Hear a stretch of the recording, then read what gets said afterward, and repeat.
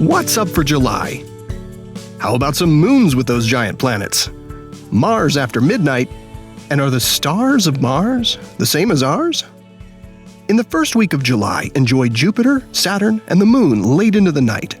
The trio rises in the couple of hours after sunset and is well placed for viewing between about 10 p.m. and 2 a.m.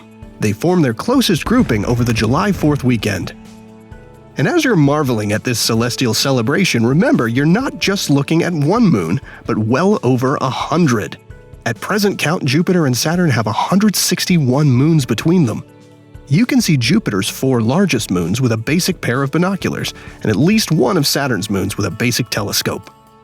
Up close, these moons are richly varied worlds in their own right, with ice-covered oceans, volcanoes, deep chasms, and one with an atmosphere and seas of liquid hydrocarbons. NASA's Mars 2020 mission is planned to launch this summer, sending the Perseverance rover and the first ever Mars helicopter to the Red Planet. So if you're a Mars exploration fan, this month is a great time to spot Mars yourself. In July, Mars rises just before midnight and is visible until dawn. It's rising earlier now than it was a few months ago, making it easier for those who are more night owls than early birds. Just look low in the east after midnight for a relatively bright object with a distinct reddish hue. And for an extra treat, take a look on July 11th to find the moon very close by. You might not have considered it before, but would it surprise you that the night sky on Mars is quite similar to Earth's in many ways? Sure, there's sometimes a lot of dust in the thin air, and there are 2 little moons rather than one big one. But the stars we see from Earth are so very distant that they appear the same as seen from Mars, and you'd have no trouble finding your favorite constellations and asterisms like the Big Dipper. Plus, with no humans there, yet, there's absolutely zero light pollution to interfere with your view of the Milky Way. One big difference would be the positions of the planets in the sky.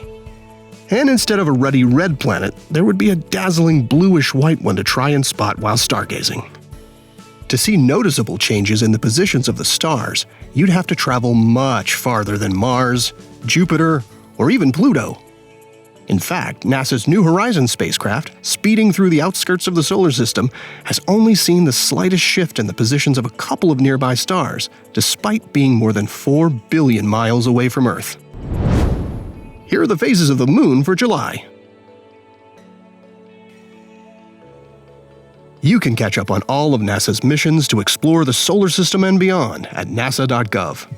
I'm Preston Dykes from NASA's Jet Propulsion Laboratory, and that's what's up for this month.